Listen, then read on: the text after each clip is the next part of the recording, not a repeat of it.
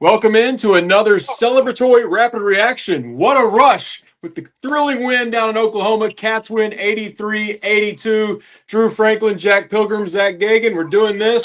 I'm going to shut up right now because Adam Stratton is in Oklahoma. Mark Pope's nearby. Adam, what's going on? Show us what's happening. Looks like We fun. have we have madness here in Norman, Oklahoma. Right here behind me, you will see Mark Pope greeting all the Kentucky fans who are gladly sticking around. And if you think that's a pretty good amount of Kentucky fans, let me just pan over here and see an Oh my entire God. horde behind the bench, eagerly waiting with basketballs and jerseys for an autograph or something.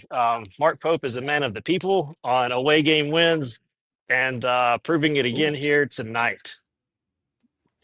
Looks like a good time there. A good crowd. We heard some Go Big Blues coming through the television. We'll check in a little more with you about the scene, but let's, guys, break down really just the last few seconds. Who cares about the first 39 minutes and 30 seconds?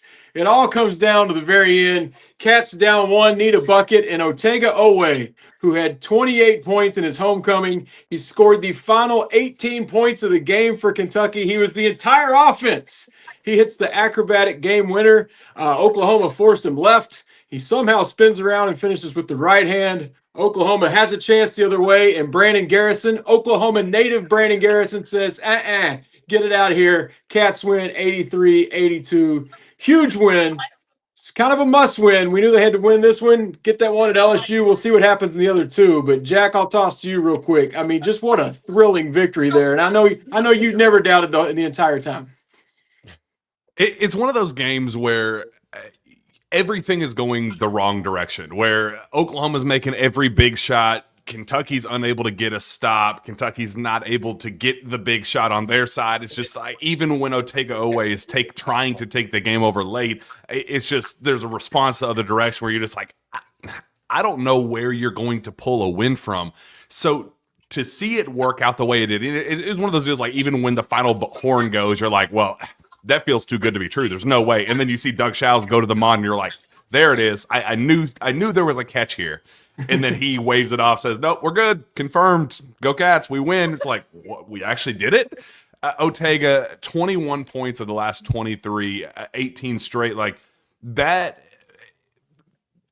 being called a traitor, having the storylines returning back to, where he got his start, and coming off his worst performance as a Wildcat. There are just so many different cool storylines that went with it. But Otega taking the game over and just saying, hey, I'm going to be the reason why we're pushing you across the finish line, whether you like it or not, was just a really, really, really cool thing. And there's nobody else on that floor that was more deserving than Otega, back where it all started for him in Norman. So awesome. I saw they had the yellow rope out so they wouldn't storm the court. Sorry about that. Maybe next time. Keep yelling traitor at him. I kind of want to go back to Adam, though. Can you, flip your phone and just show some fans? I don't know how close you're allowed to get. I don't want to get you in trouble over there, but I want to see more of this scene. Zach, while he's going over there, what did you think about oh, there we go. Wow. Let's just let them react for a minute. I love the nice little contingent down there. Oh, they're muted. They're muted. We're muted. We got to unmute. We're learning. There we go. The way it ended, unbelievable. He says, say it again. All right. We got any other reactions here? Otega Oweh is the greatest basketball. It's hard to argue with that. Scored the last 18 points in a row. That's pretty impressive. Any more rapid reactions here from Cats fans? We got a denial. All right. All right. No, like, they don't part of it. I'm just here for my autograph, he says. Sounded like a good idea. Adam, no. What was the scene like during the game there at the end? I mean, we're all home in Lexington. Tell us what it was like there. Yeah, I know you mentioned about storming the court. Even if they would have, I think they probably couldn't even filled up the paint with a few Oklahoma fans that were here. There were, I don't know, they ended up getting a little louder as the game got chippier throughout the game. A few calls they felt did not go their way. They let their voices hurt then, but otherwise it was a pretty subtle crowd, late arriving crowd, very low energy before the game. Stuck on the pregame show about that, but as the game got intense, the crowd kind of fed off that energy, picked up a little bit, but the Go Big Blue chants were loud. They had to turn up the arena speakers at one point to drown it out after a big and one. from Brandon Garrison. So it was pretty awesome at spurts, but probably wasn't exactly one of those college basketball atmospheres that get written about on national media. So You also went to the Mark Pope press conference. The rest of us have not heard any of that yet. We're waiting to get the video. Anything newsworthy? Any injury updates? Anything he had to say? yeah, ask him about Jackson's wrist, Carr's back. He basically said that they're okay. It's said in a really kind of strange way. He said, I mean, clearly Jackson had a setback on his wrist. He said it's just one of these kind of day by day games. He's easing into it, but kind of emphasized with he's okay, but they're gonna keep monitoring and see how he progresses after this. We got Brandon Garrison's getting ready to walk right by me here right now. So Be careful. hey, Brandon Garrison. Nice. Good to see Brandon Garrison on the Rap Reaction. Speaking of Brandon Garrison, can you tell us what happened on the non-technical and then the beer can that you captured on video? Yeah, the last few minutes was absolute mayhem. I thought they were reviewing a foul call, like an intentional foul on Kobe Brea there. But then they didn't. I think once the buzzer sounded, like everybody who had the yellow ropes kind of flew into action trying to prevent any type of like incident on the court. And then I think the refs were like, screw it. This is like too much effort to get everybody off at this point. So we're just going to call the game. But yeah, it's hard. I never got any official word. I guess Porter Mosey did say they were reviewing if a technical foul happened before or after the game expired, and evidently it happened at the after the buzzer went off, and so they called the game, and that was it. But it was chippy all game. I got to say that the Jalen Moore was maybe not the cleanest player I've ever watched play. He was bumping Butler's shoulder like in during like a timeout at the very early in the game. And just being just really just chippy all game long. Him and Otega got into it quite a bit. But Besties. and then yeah, that kind of just bled into the aftermath of the game. But it was yeah, it was intense. He was a teammate of Otega Oweh. I was I surprised to know, see right? them going at it so much. Looked like they needed to be pulled apart there at the end. Yeah, they asked Jalen about that in the press conference about chippiness with Otega, and he kind of just brushed it off like, yeah, well, it's we're competitors. That's about it. So I don't think there was much love lost there. What was it like? You were also our reporter. Luckily, we don't have to sweat this out. But early in the game, it looked like the injury bug struck again. You were on Amari Williams' watch there for the first few minutes. Thanks for being the eyeballs on him. But how nerve-wracking was that, seeing him on the sideline? Yeah, I just sort of assume the worst now. Every time someone falls to the ground, looks like he was able to walk it off. We'll see with these. Ankles typically feel worse in the morning, so hopefully that's not the case with him. Carr is another one though that I felt like got banged up a little bit more with his back. I know he's on the stationary bike quite a bit, normally, but he didn't really play the last little bit. Carr seemed to, or Pope seemed to indicate that he may have gotten, without saying it explicitly, maybe re-aggravated a little bit. So we'll see, if that's see what kind of progresses out of that. But yeah, I think between fouls and injuries, we ended up coming into the game not thinking that we might have Robinson and Butler. And then the last 4 minutes we actually didn't have them. So it's but glad to see we got that win regardless. Before we let you go, because you've got more work to do and you're on the scene, the rest of us we're in our pajamas. We can do this all night. I do wonder, are we all fired and you're now the basketball beat writer because you've covered the Gonzaga game and the Oklahoma game, a 1-point win in overtime, and then this thriller tonight. You seem to have the magic when you put on the KSR logo and go to work for us. Yeah, my record's definitely better than Jack's at this point. So if, Bro, no kidding. on these KSR road trips, so I'm gonna have to try to get to another one at some point. Well, thanks for doing it for us and hopping in. We'll let you go finish up the scene there at Lloyd whatever arena. But thanks for hopping on and showing us around. All right, yeah. There's one more look here at these Cats fans waiting. Pope might be here till 2:00 in the morning. Get this right, so he's topping it every single person. So yeah, Love it. All right, guys. Mark Pope. All right, see you, Adam. All right.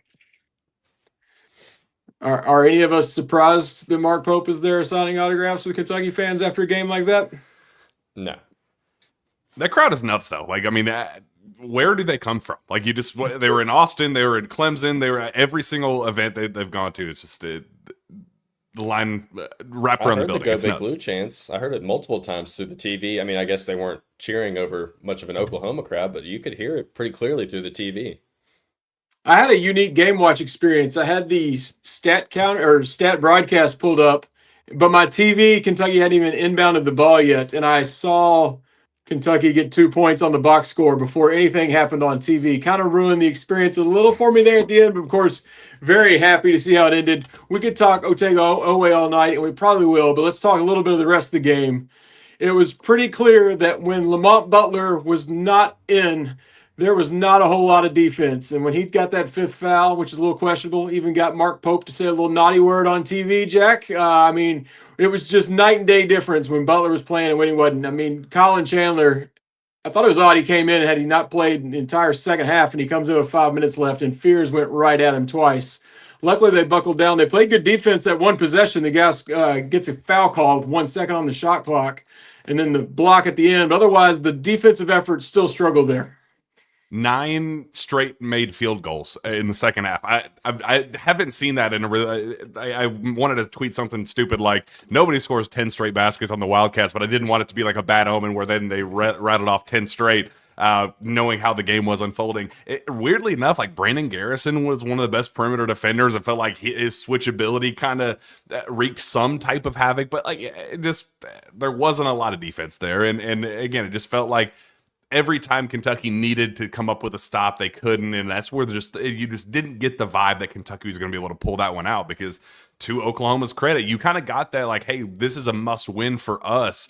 They're right above the bubble line, but still teetering of like, hey, if they lose the next couple, they're going to be out. So they felt like they needed this one, and you could sense that desperation on their side. So I don't know how they got it done, but man, it sure does feel good.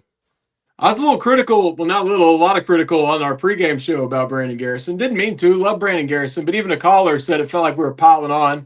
He hadn't played well lately, but got to give him his flowers. Outside of Oweh, he was the only other player with double figures, finished with 12. The only player with 2 threes. Kobe Bryant went 1 for 6.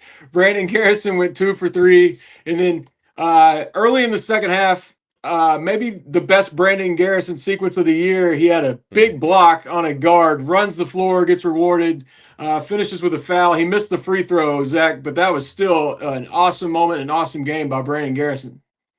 Yeah, I believe he hit both those threes in the first half, and then in the start that second half, it was within the first 30 seconds, Amari Williams picked up his 3rd foul.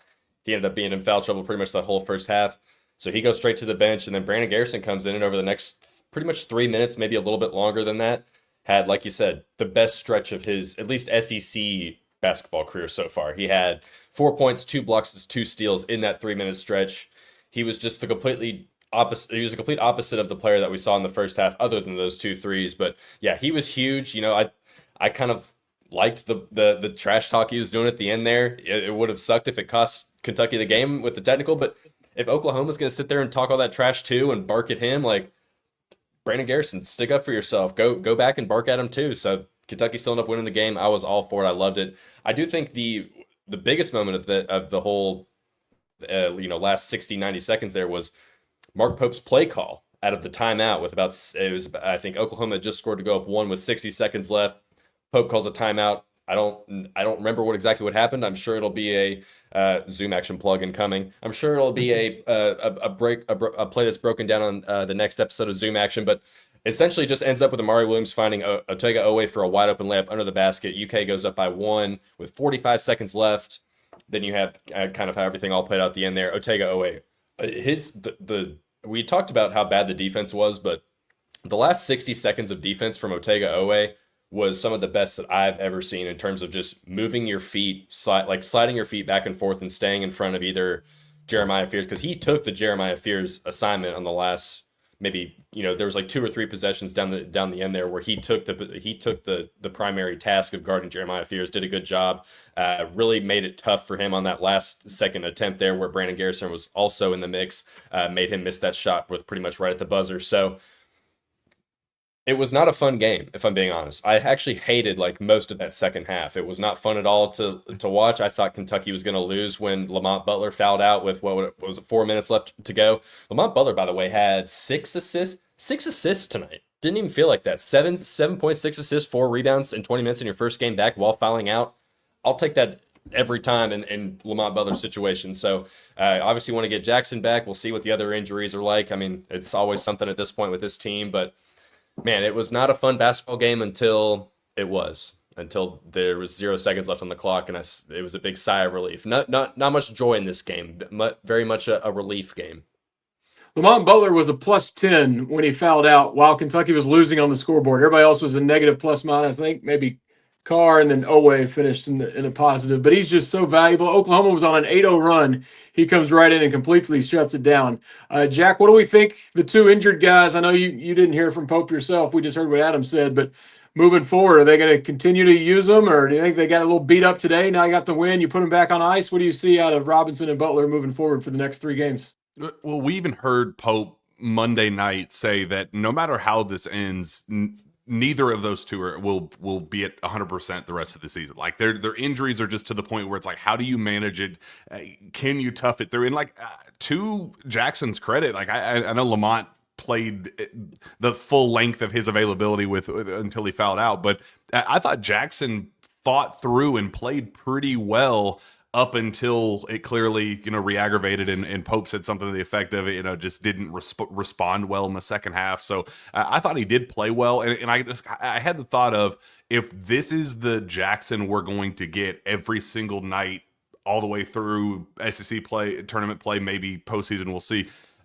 I'll be comfortable with that, because he was still enough to, like, I trust him to still make shots even in his current state, even if it is a re-aggravation here or there. So I hope that it responds a little bit better in the morning and then going obviously to Saturday. But I think we're just going to have to figure it out for the time being. Definitely. It showed how important he was tonight. It's good having him back. What are the Cats? 19-8, 19-9, 8-7 in the conference. Big win. We're not completely out of the water on playing on Wednesday. Need to finish the job in at least one more game, but this was a huge step moving forward. Got the big one against Auburn coming up on Saturday. Did this talk anyone into picking the Cats over Auburn? Any confidence here? These other injuries are kind of not giving me a clear head right now, at least. So we'll see how things are here in a couple days. They do some weird things, but Auburn is they're just on a different planet right now. I think they beat Ole Miss by what, 20 tonight? Probably not, but I'd love to be surprised. I'm just combing through the box score on the fly here. Like, Oklahoma shooting 40% from 3. Kobe Bryant hitting 1. A lot of it, wouldn't have thought it ends the way it does. Thank God for Otega Oweh. I like that early on, Oklahoma was getting all kinds of offensive rebounds. They only had 1 in the second half. Kentucky really clamped down on that. I think Amari being out early was a part of that. Carr also played decent. Kobe Bryant lost the Kobe battle against his old teammate. Was it Elvis? Mr. Elvis.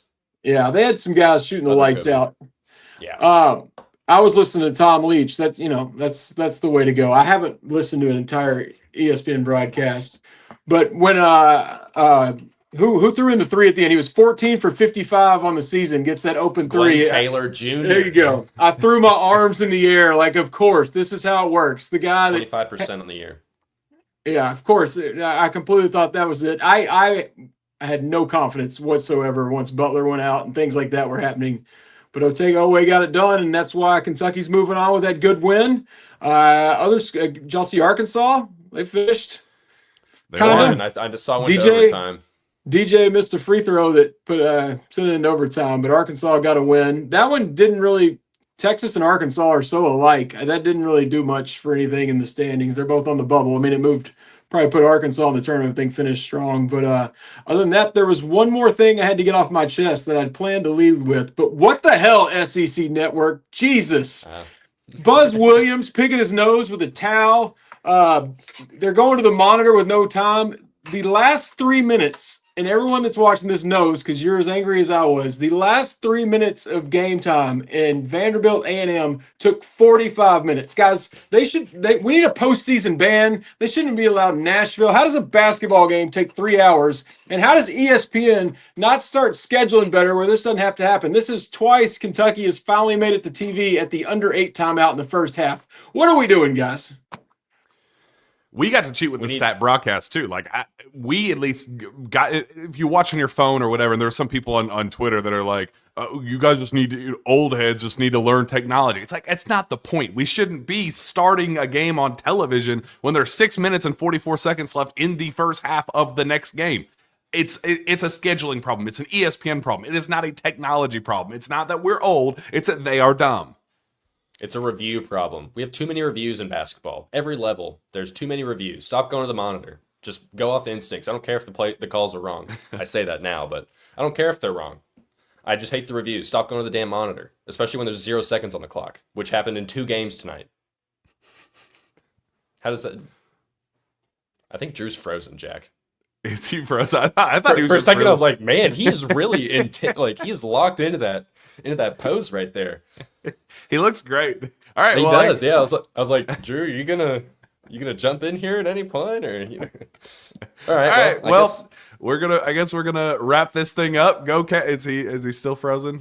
He's frozen. Yeah. Oh well. It's a funny freeze space though. Yeah. I do like it. Like him there in the middle. Yeah.